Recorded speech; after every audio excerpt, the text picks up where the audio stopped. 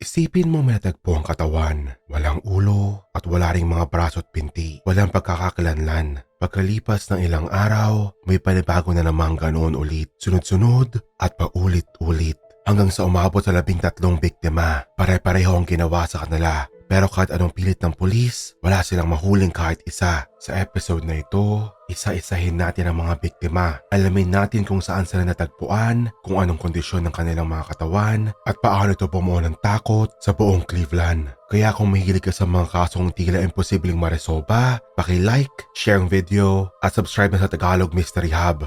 Dito, binubuksan natin ang mga kwento sa likod ng katahimikan. Sa mundo ng true crime stories, ilang kaso lang ang talagang nag-iiwan ng matinding marka. Yung kahit ilang dekada na lumipas, bumabalik pa rin sa isip ng mga tao. Isa na rito ang kaso ng Cleveland Torso Murderer na tinagurian ding The Mad Butcher of Kingsbury Run. Ito ang episode ng mararahas at misteryosong pagpatay na yumanig sa lungsod ng Cleveland, Ohio noong 1930s. May amoy na kalawang sa hangin at usok ng sigarilyo sa mga kanto. Pero sa ilalim ng katahimikan, may isang nilalang na gumagalaw sa dilim. Isang nilalang na sa loob ng 4 na taon mula 1934 hanggang 1938 ay nag-iwan ng higit sa 12 katawan. Karamihan walang ulo. Lahat ng mga braso at binti pinagputol-putol. Hanggang ngayon, walang nakakilala sa kanya. Ngunit sa kabila ng matinding investigasyon, hindi kailanman nakalala ang killer. Ang tanong, bakit hindi siya nahuli? At sino ba talaga siya? Sa dami ng serial killer sa kasaysayan, kakaiba ang kaso ng Cleveland Torso Murderer. Dahil hanggang ngayon, wala pa ring sagot. Ayon sa crime historian na si James Jessel Badal, ang killer ay marunong sa human anatomy. Parang sanay sa pag-dispose ng katawan na maingat at malinis sa pag-dispose. Ang ilan sa mga biktima, posibleng mga palaboy o sex workers, mga taong hindi ka napapansin kapag nawawala. Hindi madaling kilalanin, kaya naging mas madali para sa killer na itagong kanyang krimen sa mata ng publiko. Noong tumama ang Great Depression noong 1929, isa ang Cleveland sa mga lugar na sobrang naapektuhan. Kaya naman noong 1930s, nagsimula ang mga leaders ng syudad na gumawa ng mga hakbang para tulungan ang mga mamamayan at itaas ang moral ng komunidad. Nagplano sila ng mga malaking events gaya ng Great Lakes Exposition at Republican National Convention para sa taong 1936. Pero habang unti-unting bumabangon ang lungsod, misa namang madilim at nakatakot na serye ng krimen na gumulo sa katahimikan ng Cleveland, ang pagpatay ng isa sa pinakabrutal na serial killer sa kasaysayan na itago sa likod ng pagunlad ang mga takot ng mga tao habang sunod-sunod ang bangkay na nakita. Ang Kingsbury Run ay sandating ilog na umaabot mula sa The Flats malapit sa Cuyahoga River hanggang sa East 90th Street. Kahit ngayon, may mga riles pa rin ng tren na dumadaan dito. Sa hilaga nito ang Woodland Avenue at sa timog ang Broadway Avenue. Noong 1930s, kilalang lugar na ito bilang madilim, delikado at tirahan ng mga taong nawalan ng bahay dahil sa Great Depression. Napakahirap ng kalagayan ng mga taong naninirahan dito. Pero sa gitna ng matinding kahirapan noong Great Depression, mas lalong hindi naging prioridad ng pulisya ang kaso ng Cleveland Torso Murderer. Maraming nawawala at maraming patay, pero walang sapat na resources para imbestigahan lahat. Ngunit sa loob lang ng isang taon, 6 na brutal na pagpatay ang nangyari. Pero wala pa ring lead ang mga pulis. Halos araw-araw itong nire-report ng Cleveland Press, Cleveland News at Cleveland Plain Dealer. Tumataas ang kaba ng lungsod. Sino nga bang tinatawag nilang Mad Butcher ng Kingsbury Run? Karamihan sa mga serial killer ay may type, may edad, kasarian o itsura na paborito nilang biktimahin. Pero itong si Mad Butcher, wala siyang pinipili. Mapababae, lalaki, bata, matanda, basta't vulnerable. Ayun ang mga biktima niya. Ang tanging pattern lang ay kung paano pinatay ang mga biktima. Halos lahat ay pinagputol-putol ang mga katawan at lahat tinapon malapit sa Kingsbury Run na isang abandonadong lugar sa gilid ng lungsod kung saan maraming nakatira sa makeshift na mga bahay o barong-barong. Ang signature ng Torso Murderer o killer, pagpugot ng ulo. Bukod pa rito, madalas din niyang pinaghihiwa-hiwalay ang katawan ng biktima. Minsan, ginahati ang katawan sa dalawa o minsan, pinaputol ang mga braso at binti. Ang ilang bangkay ay nagpapakitang pinahirapan pinahirapan muna sila bago patayin. Madalas ay hindi agad ma-identify ang mga labi dahil nawawala ang mga ulo, kamay o ibang parte na makakatulong sana sa pagkilala. Lahat ng biktima ay tila pinalaya muna ng buhay at saka pinahirapan bago tuluyang pinaslang. Isang bahagi ng modus ng killer ang tila paglalagay ng katawan sa bukas na lugar. Siguro ay para matagpuan ng publiko. Sa maraming kaso, ang mismong pagputol ng ulo ang dahilan ng pagkamatay. May ilang mga labi ang nagpapakita ng ebidensya ng kemikal na paggamot na tila pinahiran ng substance na nagdulot ng paninigas at pamumula ng balat. Ayon sa Cleveland Police Historical Society, dahil na rin sa hirap ng buhay noon, hindi ka napansin ng gobyerno ang seryosong banta ng killer. Isa lang siyang multo na dahan-dahang kumikitil ng buhay sa dilim. Ang karamihan sa mga pinaniniwalaang biktima ay natagpuan malapit sa Kingsbury Run, isang lugar sa silangang bahagi ng Cleveland na kilala noon natawag na The Roaring Third o Hobo Jungle. Dito makikita ang mga abandonadong riles, bar, sukalan at mga makeshift shelter ng mga taong lansangan na mga taong madaling mawala nang hindi napapansin. Ayon sa opisyal na record, may 12 kinikilalang biktima ng torso killer mula taong 1935 hanggang 1938. Pero ayon sa ilang mananaliksik, kaya ni James Badal at sa mga tala ni Detective Peter Merello, posible umanong umabot sa 20 o higit pa ang totoong bilang ng mga pinaslang. Karamihan sa mga biktima ay kabilang sa tinatawag na working poor sa panahon ng Great Depression o mga taong halos wala ng masandalan at napilitang manirahan sa mga parong-parong na kilala bilang Hooversville sa Cleveland Flats. Madali silang naging target ng karahasan, tahimik, mahina at madalas na hindi hinahanap. Bukod dito, kadalasan ang mga biktima ng torso murderer ay mga taong walang permanenteng tirahan, mga nawawalang pangalan sa lipunan at kadalasang hindi agad nakikilala. 3 lamang sa mga biktima ang tiyak na nakilala. Ang natitirang 10 ay nananatiling hindi kilala. 6 ay tinaguri ang John Doe, habang 4 naman ay Jane Doe. Ngunit ang ilang natukoy ay sina Edward Adrassi, pangalawang biktima, Florence Polillo, pangatlong biktima, at posibleng si Rose Wallace, pang-8 biktima. Nakilala sina Adrassi at Polillo pamamagitan ng fingerprinting, habang posibleng pagkakakilanlan ni Wallace ay batay sa dental records. Noong September 23, 1935, natagpuan ang bangkay ni Edward Anthony Adrassi, 29 years old, sa isang kanal sa paanan ng Jackass Hill sa dulo ng East 49th Street sa Kingsbury Run. Dati siyang nagtatrabaho bilang orderly sa psychiatric ward ng Cleveland City Hospital. Ngunit sa panahon ng kanyang kamatayan, wala siyang trabaho at pinagkakakitaan. Nakasuot lamang siya ng medyas nung makita si Adrassi, castrated, at inilibing ang kanyang ulo malapit sa kanyang katawan. Ayon sa pagsusuri, pinagutan siya sa gitna ng bahagi ng leeg kung saan may bali ng cervical vertebra. May marka rin ng tali sa kanyang mga pulso. Ang sanhi ng kanyang kamatayan ay matinding pagdurugo at pagkabigla dulot ng pagpugot. Tinatayan 2 hanggang 3 araw na siyang patay nang matagpuan. Kasabay ni Adrassi, natagpuan din ang mga putol-putol na labi ng isang hindi nakilalang puting lalaki malapit sa East 49th Street at Praha Avenue. May palatandaan na ang katawan ay binabad sa langis at sinunog na naging sanhi ng pagkapula at pagkatigang ng balat na parang katad, mukhang inahit o sinunog din ang buhok sa katawan. Ang pangalan niya ay John Doe 1. Noong January 1936, natagpuan ang mga pinira-pirasong bahagi ng katawan ni Florence Genevieve Polillo, 44 years old, sa pagitan ng 2315 at 2325 East 20th Street. Ang kanyang mga parte ng katawan ay binalot sa papel at inilagay sa mga half-bushel baskets. Hindi nakita ang kanyang ulo. Ayon sa coroner, may malalim na hiwa sa leeg na posibleng naging sanhi ng kanyang kamatayan dahil nawawala ang ulo. Hindi matukoy ng tiyak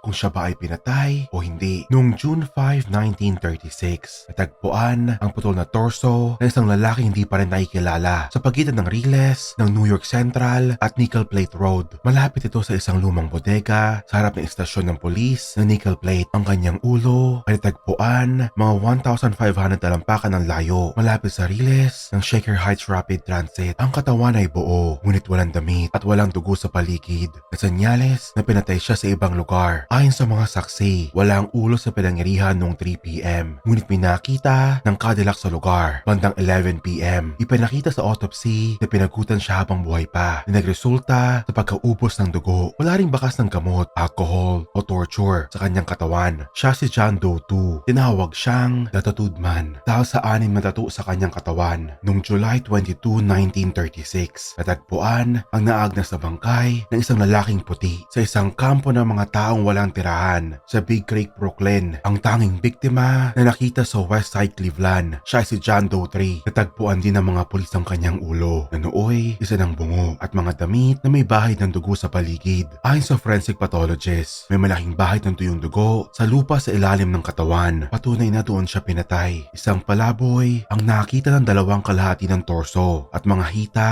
ng isang lalaki na palutang-lutang sa isang stagnant na tubig malapit sa East 37th Street habang naghihintay ng tren. Dinala sa morgue ang katawan at napansin ng coroner na hiwa ito sa pagitan ng ikatlo at ika-4 na cervical at lumbar vertebra. Habang hinahanap ang iba pang bahagi ng katawan, nakita ang polis ng maraming sombrero na may label na Laudi's Smart Shop, Bellevue, Ohio at may bakas pa ng dugo. Meron ding asul na work shirt na may dugo at binalot sa dyaryo sa gilid ng creek. Tinulungan ng fire crew na salokin ng tubig para humanap pa ng bahagi ng katawan. Hindi na nakita ang ulo. Wala rin pagkakakilanlan. Tinanggal din ang mga kidney, tiyan at ari ng biktima. Ayon sa coroner, malamang na sanhi ng kamatayan ay pagputol ng ulo. Siya ay tinawag na John Doe 4. Noong February 23, 1937, natagpuan ang itaas sa bahagi ng katawan ng isang babae sa Euclid Beach sa 156th Street. Hindi na nahanap ang ulo, braso at mga binti. Malamang na lumubog ito sa lawa. Makalipas ang 3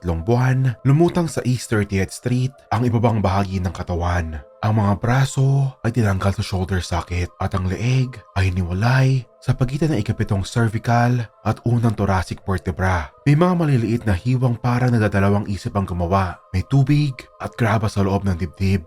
Hindi matukoy ng coroner ang eksaktong sanhi ng pagkamatay. Siya ay kinilala bilang Jane Doe 1. Noong June 6, 1937, natagpuan sa ilalim ng Lorraine Carnegie Bridge ang buto ng isang babae sa isang bulok na sako ng burlap kasamang dyaryong mula pa noong June 1936. Wala itong ulo at may isang nawawalang tadyang. Pinaniniwalaang ito ay si Rose Wallace, 40 years old, isang babae nagbebenta ng aliw na nawala noong August 21, 1936 mula sa parehong bar kung saan huling nakita si Polillo. Ngunit hindi ito nakumpirma. Ayon sa forensic, patay na ang biktima ng halos 1 taon. Dahil dito, nanatili siyang hindi nakikilala at tinawag na Jane Doe 2. Noong July 6, 1937, nakitang itaas sa bahagi ng katawan ng lalaki na binalot ng sako ng burlap, karaniwang gamit sa pagkain ng manok sa ilog ng Cuyahoga sa Cleveland Flats, malapit sa Kingsbury Run. Kasama rin ang kanyang 2 hita na mawala ang ulo, puso at ilang internal organs. Hindi siya nakalala at pinangalanan bilang John Doe 5. Samantala, noong April 8, 1938, isang binti ng babae ang natagpuan sa ilog Cuyahoga sa Cleveland Flats. Makalipas ang 1 buwan,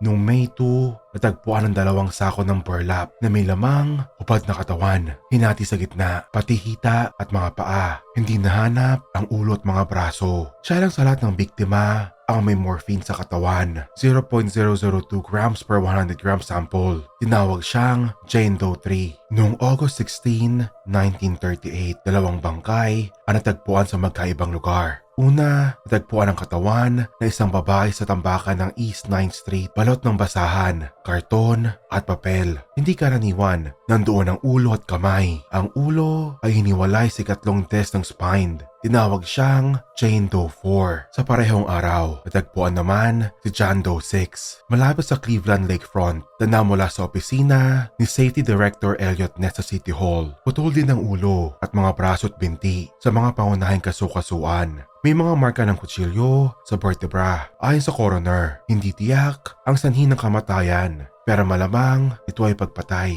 Itinalaga ng police department sina detectives Peter Merillo at Martin Selewski na full-time sa kaso. Pumapasok sila sa mga delikadong bahagi ng Kingsbury Run at Roaring Third. Minsan, nagpapanggap pa silang hindi pulis para makihalubilo sa mga taong sangkot sa underworld. Sa kabuuan, mahigit 1,500 na katao ang in-interview ng 2 at mahigit 5,000 naman ng buong departamento. Ito na ang pinakamalaking investigasyon sa kasaysayan ng Cleveland. Para sa mga mahilig sa crime history, si Elliot Ness ay nakilala sa pagdakip sa gangster na si Al Capone. Siya ay naging public safety director ng Cleveland. Si Elliot Ness ay nakilala bilang leader ng The Untouchables. Siya ang may direktang kontrol sa pulisya at iba pang serbisyong pansiguridad. Pinangunahan niya ang malawakang raid sa Kingsbury Run. Sinunog niya ang mga shantytown at sinubukang tanggalin ang lugar ng krimen. Noong August 22, 1938, 4 na araw matapos ang pagsunog sa shantytown, pinangunahan ni Ness ang isang malawakang operasyon gamit ang 6 na pangkat na binubuo ng tigda 2 tao. Sa ilalim na pagkukunwari inspeksyon sa sunog, sinuyod nila ang isang malaking bahagi ng lungsod para sa anumang posibleng lead. Dahil sa pressure mula kay Mayor Harold Burton, mas aktibong nakisangkot sa kaso si Elliot Ness. Nag-organisa si Coroner Pierce ng isang meeting kasama ang mga pulis, medical experts at iba pang investigador. Tinawag ito ng media na Torso Clinic, kung saan sinubukan nilang i-profile o hulaan kung anong klaseng taong posibleng may gawa ng mga karumal-dumal na krimen. Noong eleksyon ng November, muling nahalal si Harold Burton bilang mayor, pero napalitan naman si Coroner Pierce ng isang batang demokratiko na si Samuel Gerber. Si Gerber ay may background sa parehong medisina at batas, at dahil dito, naging isa siya sa pinaka-importanting tao sa investigasyon. Mihinala rin na si Elliot Ness ay may alam, pero pinili nitong itago dahil walang sapat na ebidensya. Kahit ganoon ang reputasyon niya, nabigo siyang lutasin ang kaso ng Torso Killer. Pero kahit ganoon kalawak ang resources ng gobyerno, walang ni isang nahuling suspect na na-convict para sa mga pagpatay. Hindi tumigil ang Torso Killer, patuloy pa rin siyang umatake. Tila sinasadyang ipakita kay Ness na hindi siya kayang hulihin ng kahit sinong opisyal, bagaman walang nahanap na matibay na ebidensya. Nailantad sa publiko ang miserableng kalagayan ng pamumuhay ng downtown Cleveland. Natagpuan ang daang-daang pamilya na nakatira sa mapanganib at walang maayos na lugar. Isang malinaw na larawan ng desperasyon sa panahon ng Great Depression. Sa isang nakakagulat na insidente, tila tahasang hinamon ng mamamatay tao si Ness. Iniwan ang mga parte ng katawan ng 2 biktima malapit mismo sa City Hall, sa harap ng opisina ni Ness. Kalaunan, may natanggap din siyang mga postcard na tila galing sa suspect na lalong nagpatibay ng tensyon sa lungsod. Sa halos 9,100 na katao, ininterrogate ng mga pulis para mahuli ang tinaguriang torso murderer. 2 tao lang talaga ang naging pangunahing suspect, si Frank Dolezal at si Dr. Francis Sweeney. Noong August 24, 1939, inaresto si Frank Dolezal, 52 years old at dating nakatira sa Cleveland. Nalaman ng mga pulis na minsan siyang tumira kasama si Florence Polillo, ang isa sa mga biktima, at may koneksyon rin siya sa 2 pang biktima, sina Edward Adrasey at Rose Wallace. Inakusahan siyang sangkot sa pagpatay kay Polillo, pero habang nakakulong sa Cuyahoga County Jail, namatay siya sa kinahinalang paraan. Ayon sa opisyal na report, suicide daw, pero maraming hindi kumbinsido. Kalaunan, nilinaw ng mga investigador na wala siyang kinalaman sa mga pagpatay. Ang isa pang pangunahing suspect ay si Dr. Francis Sweeney, isang war veteran mula World War I na sanay sa pagputol ng parte ng katawan sa mga sutang sundalo. Dahil sa trauma ng digmaan at gas attack, nagkaroon siya ng mental health issues at naging matinding alcoholic simula 1929. Noong 1934, naghiwalay sila ng asawa niya. Isa sa pinakakilalang pangalan na nauugnay sa kaso ay si Dr. Sweeney, isang dating military surgeon na may skill sa pagputol ng katawan. Si Sweeney mismo ay na-interview ni Elliot Ness, ang head ng investigasyon. Pero dahil lasing siya, kinailangan mo na siyang ipahinga ng 3 araw sa isang hotel bago kausapin. Sa lie detector test, bumagsak siya at ayon kay Leonard Keeler, ang expert sa polygraph, si Sweeney ang may gawa ng mga pagpatay. Pero hindi siya na-charge dahil kulang ebidensyang pang-court at pinsan pa siya ng isang political rival ni Ness. Kalaunan, kusa siya nagpatingin sa mental hospital at doon na nanatili. May mga clue rin na nagtuturo kay Sweeney.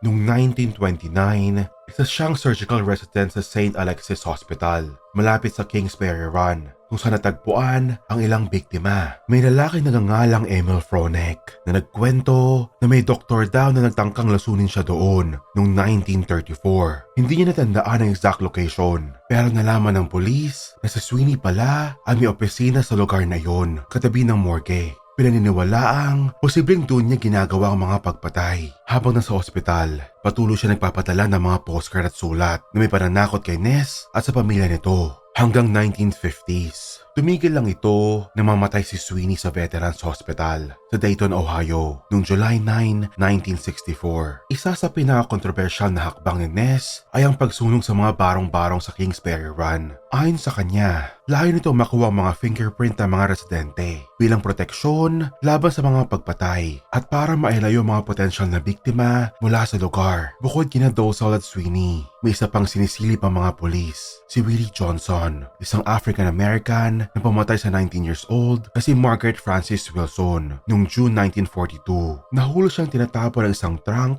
na may lamang torso ni Wilson. Kalaunan, natagpuan ang ulot mga braso ng biktima sa palibot at ang mga paa naman sa bahay ni Johnson. May testigong nagsasabing partner daw ni Johnson si Rose Wallace, isa ring biktima ng torso killer. Ayon sa isang informant, si Florence Polillo raw ay nakita nagkatalo kay One Arm Willie isang araw bago siya pinatay. Bagamat tinuturo siya ni Coroner Samuel Gerber, hindi siya napatunayang sangkot sa torso killings, pero nakonvict siya sa pagpatay kay Wilson at namatay sa electrocution noong March 10, 1944. Noong August 11, 1937, may isang lalaking tinawag si Merilo, ang lead investigator na ayon sa kanyang pinakamalapit na suspect. Ayon sa mga tip, sa siyang alcoholic at sadist na kilalang nagbabayad ng mga prostitute para putulan ng ulo ang mga manok at habang pinapanood niya ito, nagmamasturbate siya. Tinawag ito ng polis para interview at kuhanan ng fingerprint at picture nang ipakita sa kanyang crime scene photos. Nanginig siya at sinabing hindi niya raw kaya manood ng ganoong karahasan. Noong September 5, 1934, natagpuan ang iba pang bahagi ng katawan ng isang babae sa baybayin ng Lake Erie, malapit sa Bracknell. Nakadikit pa ang mga hita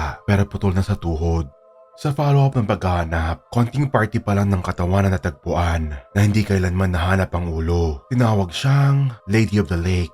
May nakita ring peklat sa kanyang tiyan na posibleng galing sa hysterectomy, kaya mas nahirapan silang kilalanin siya. Pagkatapos siyang matagpuan, ilang tao ang nagsabing may nakita silang parte ng katawan sa tubig, pati ng isang grupo ng mga isda na sinabing nakita raw ng ulo. Interesante ring malaman na halos sa parehong lugar din natagpuan si Jane Doe 1. Pareho silang may chemical sa balat na pinaniniwalaang lime chloride na dapat sana ay pampabilis ng pagkabulok ng katawan. Pero mukhang nagkamali ang salarin at ang nabiling klase ng lime ay nakakapreserba pala. Noong July 22, 1950, natagpuan ang katawan ni Robert Robertson, 41 years old, sa 2138 Davenport Avenue, Cleveland. Ayon sa pulisya, 6 hanggang 8 linggo na siyang patay bago nakita at mukhang sinadyang putulin ang kanyang ulo, katulad ng ibang biktima ng torso murderer. Si Robertson ay hiwalay sa pamilya, may record ng pagkakaaresto at kilala bilang alcoholic na namumuhay sa laylayan ng lipunan. Kahit maraming media reports ay nagkonekta ng kaso niya sa torso murders, itunuring pa rin ito ng mga investigador bilang hiwalay na krimen mula 1921 hanggang 1942. Sunod-sunod na nakita ang mga katawan na walang ulo sa Newcastle at mga swamp na paligid nito at may pagkakatulad sa estilo ng Cleveland torso murderer. Noong 1938, may sulat si Elliot Ness mula sa umano'y killer na nagbanta na lumipat siya sa California. Meron ding lumabas sa teorya na konektado ang kaso ng torso murderer sa pagpatay kay Elizabeth Short, ang Black Dahlia case. Pero walang matibay na ebidensya. Malaki ang naging epekto ng mga krimen sa lipunan. Nagbago ang mga patakaran sa lungsod at naging inspirasyon pa ng mga pelikula, nobela at comics. Noong 2024, gumamit ang mga forensic expert ng genetic genealogy para kilalanin ang mga biktima. Ngunit marami pa rin hindi nakikilala dahil sa limitadong forensic tools noon. May mga teorya din kung sino ang killer. Isang grupo, transient killer, o cover-up ng lungsod. Ngunit hanggang ngayon, walang malinaw na sagot at nananatiling misteryo kung sino nga ba talaga ang torso killer at paano siya nakaligtas.